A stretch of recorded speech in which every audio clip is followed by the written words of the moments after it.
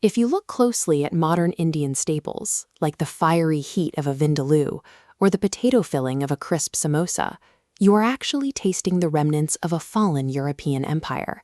The seamless integration of these ingredients hides a history of violence. They arrived on the subcontinent through a 4.5-century military occupation. This map illustrates the geopolitical choke point of the late 1400s. European demand for spices was massive, but Arab and Venetian merchants held an absolute monopoly over the land routes. To bypass them, a theoretical path had to be traced around the African continent. Portugal was resource poor and desperate. Locked out of the lucrative Middle Eastern corridors, they were forced to take the ocean.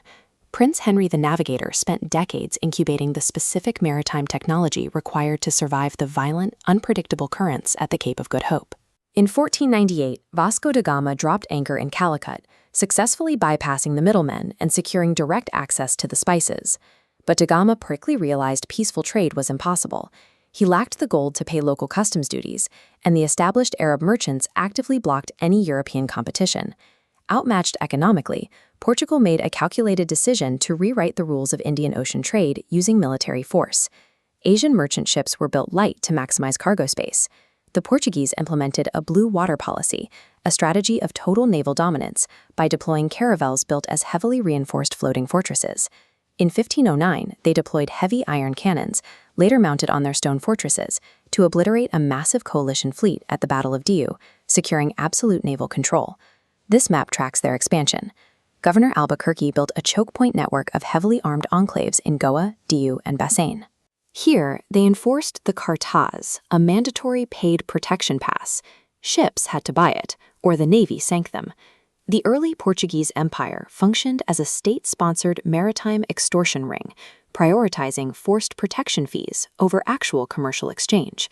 But that system soon began to rot from the inside. Appointed governors served short terms, using their time and power to actively loot state resources and military funds for their own personal wealth. At the same time, the state alienated the local population through the Goa Inquisition. They mandated the destruction of Hindu and Muslim temples and enforced violent religious conversions. This aggressive behavior provoked massive, devastating retaliation from the surrounding land-based empires. When the Portuguese expanded their slave trading operations into Bengal, Mughal forces swept in and captured their settlement at Hooghly. By the 17th century, better-funded British and Dutch fleets arrived in the Indian Ocean, systematically dismantling the Portuguese monopolies fort by fort.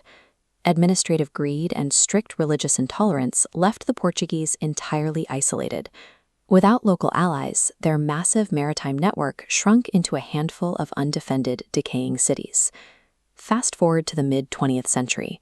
Portuguese India had become a stagnant relic, completely insulated from the rapid modernization happening in the rest of the world. Lisbon refused to surrender its colonial claims. In 1961, the Indian military launched Operation Vijay, an armed offensive to forcibly liberate Goa. That surrender officially terminated 450 years of continuous colonial rule, wiping the Portuguese political machine entirely off the map. But the empire never entirely vanished. Back in the 1500s, Albuquerque encouraged soldiers to intermarry with local women, birthing a brand new demographic of Luso-Indians. In 1556, Portuguese missionaries brought the first printing press to Goa.